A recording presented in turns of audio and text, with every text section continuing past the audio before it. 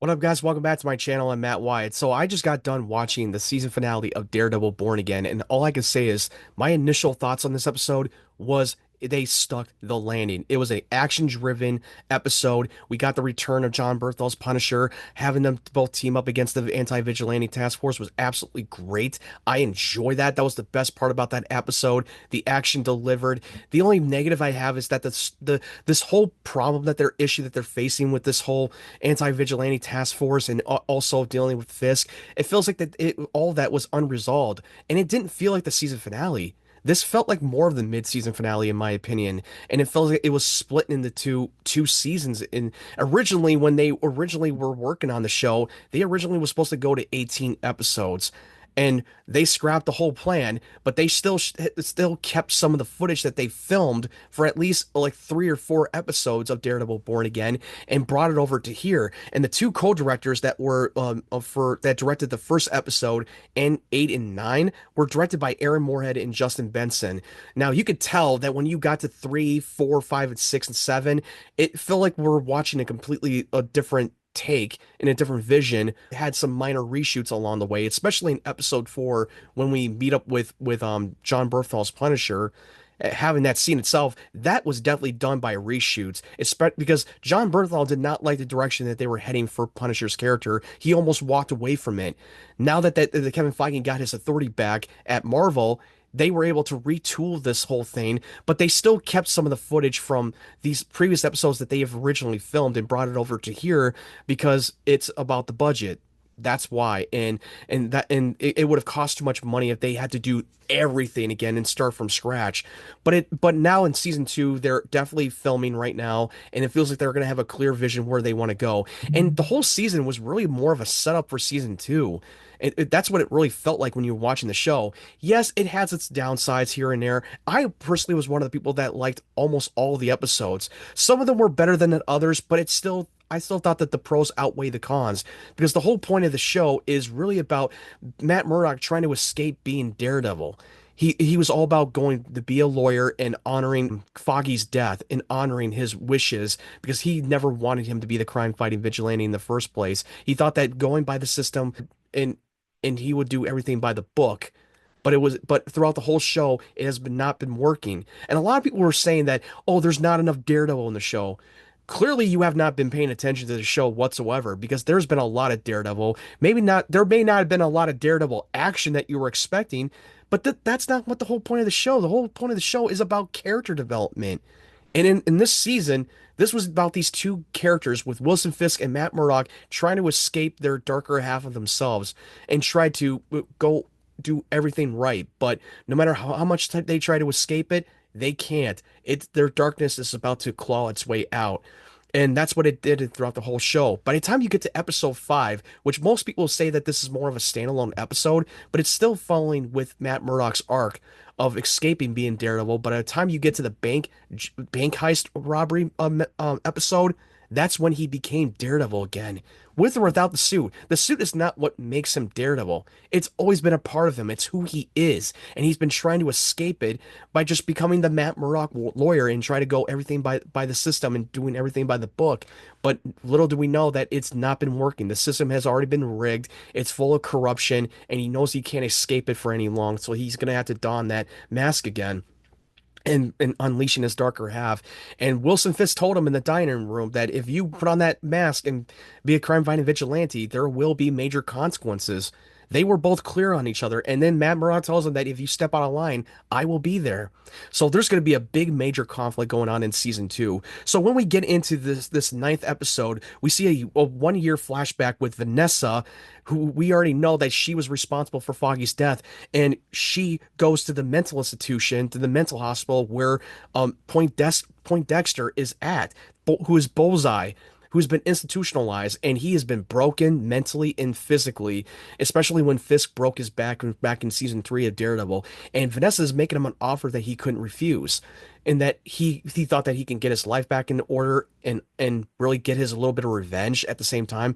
But the reason why that Vanessa approaches him because Foggy was working on a case that can expose the project in Red Hook that Vanessa is involved in. And that's why that she ordered a hit on Foggy and had Bullseye do it for her. And that makes more sense. That way, now I know that I'm not too angry about what he did. He only was only doing what he was ordered to do, and now he really wants to get his revenge on Fisk for having him broken. And I thought that that scene itself was really good. And now we cut to the present day after Matt Murdock takes a bullet for Wilson, and he's been hospitalized. And this was a funny moment when the moment he starts to wake up, he calls out Karen, and, and while his girlfriend Heather is right in front of him, and I thought that was pretty funny and very ironic to watch.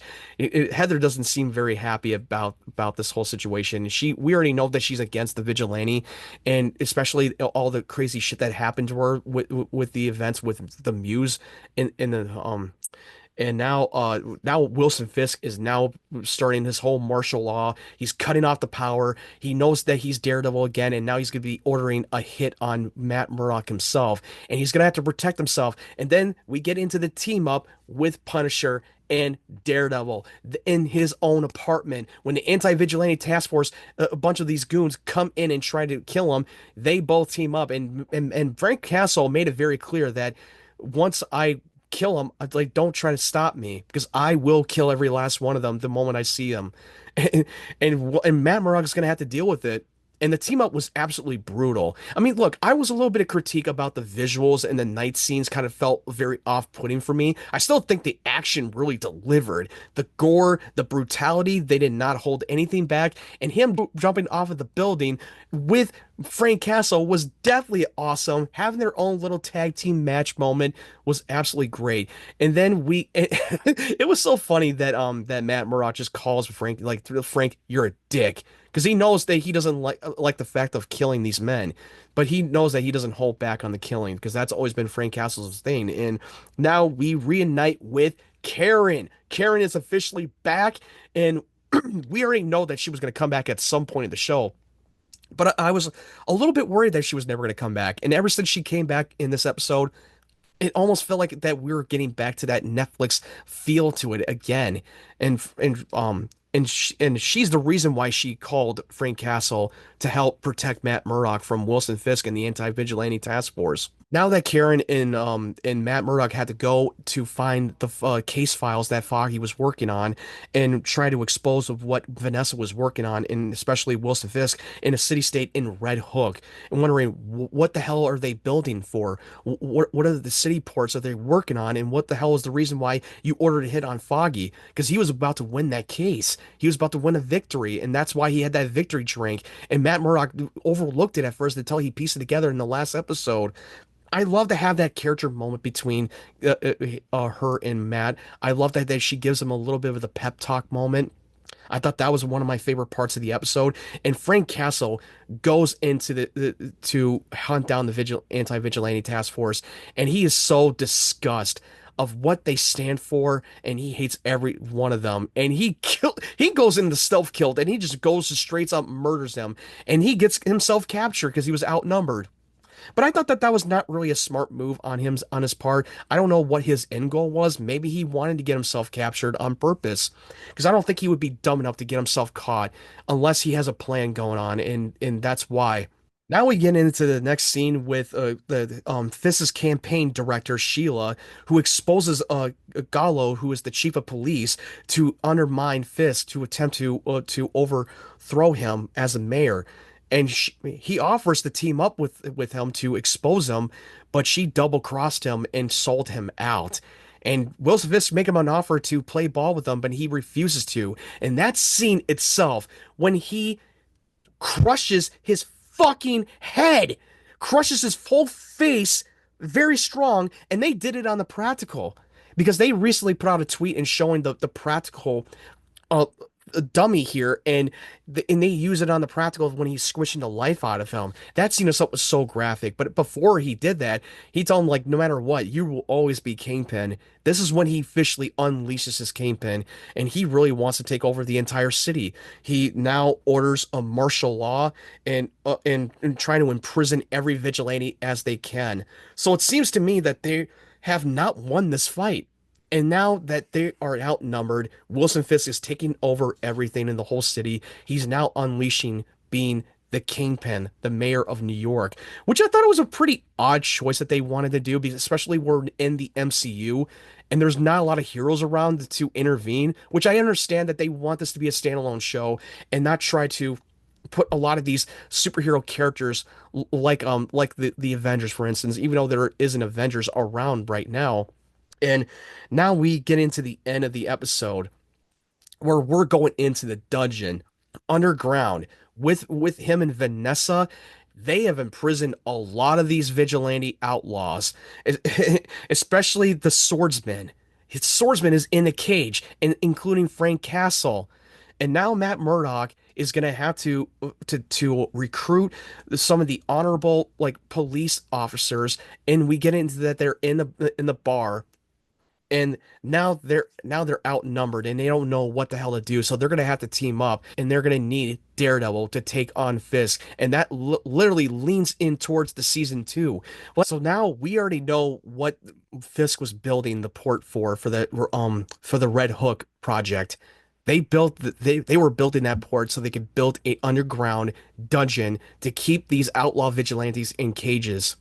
And also with the all these superheroes that exist in the same universe, they don't get mentioned enough. And also in New York, Spider-Man is there. Tom Holland's Spider-Man is in the same universe with them. So I don't know what timeline that this is supposed to be. I don't know that they're running this at the same time chronologically, but we already know that Spider-Man is around because Wilson Fisk mentioned it in the second episode. He mentioned Spider-Man a little bit once as an Easter egg. We know he's around, but they are never going to put Spider-Man on a television show in live action. It's never going to happen. I know it's frustrating as hell. Maybe that might play into that outlaw vigilante storyline, maybe in Spider-Man 4. And what if that they are misleading us, that we think that Wilson Fisk was never going to show up in the Spider-Man movie, which maybe he might. They might mislead us. Hey, look, we've seen this happen all the time in an interview where actors lie all the time. They try to keep the secret under wraps, especially in a Marvel movie. And it's happened many times before. So who knows? We might see Wilson Fisk as the main villain in Spider-Man 4. This movie's supposed to come out between Avengers Doomsday and Secret Wars, and it's supposed to come out, I believe it's supposed to come out in July, the end of July after Avengers Doomsday. So they might focus on the street level stuff, which I think that would be a great opportunity to have Wilson Fisk involved as the villain. And maybe Charlie Cox's Daredevil might team up with them. Because he's been in Spider-Man No Way Home before for only a brief cameo. Who's to say that they can't use him? I understand that they want to keep this as a street level event and keep this as a standalone and its own thing, even though they exist in the same universe. But who knows? We might get a surprise, and I think that that will be a great way to have Wilson Fisk in Spider-Man 4, and for especially the storyline of him outlawing vigilantes. Like I said before, this definitely felt like the mid-season finale. This did not feel like the finale. None of this thing in this episode gets resolved. I wish they would have resolved it a little bit more, and I just feel like there was something missing. I feel like that there should have been more than 9 episodes, in my opinion. But they didn't want to shoot any episodes at the time. They really wanted to wait a while for this thing to get good results for the Disney Plus show. And I will say that this is absolutely the best Disney Plus show for Marvel, because Marvel in the past have a lot of hit and misses. And I still think that this season overall was damn good, and I enjoyed mostly all of the episodes, even though not all of them were masterclass, but I still thought the pros outweigh the cons. So for this season as a whole, I'm going to give this rating for Born Again a 8 out of 10. I thought that was a great season, but it's definitely not as good as the other 3 seasons, because I thought the season 1 through 3 were peak, period. And I hope that in season 2 that they have a clear vision and a clear direction where they want to go. And I hope that this will make a lot of improvements and learn from some of the criticism that they had in season 1 of Daredevil Born Again. There's a mid-credit scene in this episode when Castle tricks the prison guard to tell him to come over here. Even though that was the dumbest thing that the prison guard has ever done, I cannot believe how stupid that guard was to fall for that trick when he grabs his hand and breaks his fucking hand. Which, dude, you're not gonna prison Frank Castle, because I have a feeling he got himself caught on purpose for that reason, and I think that that's gonna be leading up to his own Disney Plus special that he's working on, which he is going to be writing the script for that special, which I cannot wait to watch that Punisher Disney Plus special. I think that's going to be awesome, and that they have a clear vision what they want to do with them. I'm surprised that they didn't want to do his own show. Maybe because they don't have a lot of storyline to tell with Frank Castle, because they tried that like twice and it didn't really quite work out. I'm not saying that the Punisher show was not great. I think it was a really good show. I think season one was better than season two, but in my opinion, he works so well when he's on Daredevil. I hope that in season two he gets a little bit more to do in season two with Daredevil. I understand that they're trying to not make this as a Daredevil Punisher series, that it's still a Daredevil show and this is Matt Murdock's journey. And I get that. And I hope that they get a little bit more of him, because the show works so well when Frank Castle is involved. That's just my opinion. I overall this was definitely a great season. Not the best season I've seen, but I think this is the best Disney Plus Marvel show that they put out ever. Because lately they have been a hit and miss. Now, what did you think of this season of Daredevil Born Again? And what did you think of the finale? Did you enjoy it? Let me know your thoughts in the comment section below. And if you're new to the channel, make sure you hit that subscribe button and turn on the bell notification so you know when my videos are up. I put up my spoiler review of The Last of Us Season 2, Episode 1. Definitely check that out. I also do a Smallville podcast that is a retrospective, and it's called Small Talk. And I do Talking Silence, which we cover all the Hannibal movies, including the Hannibal series, which there's still going to be more to come for the Hannibal show because we're already on season two. So if you want to follow my social media platforms, the link tree would be down in the description down below. Thank you guys for watching. I hope you guys have a great day, great evening, wherever you're from, and stay tuned for more of my content.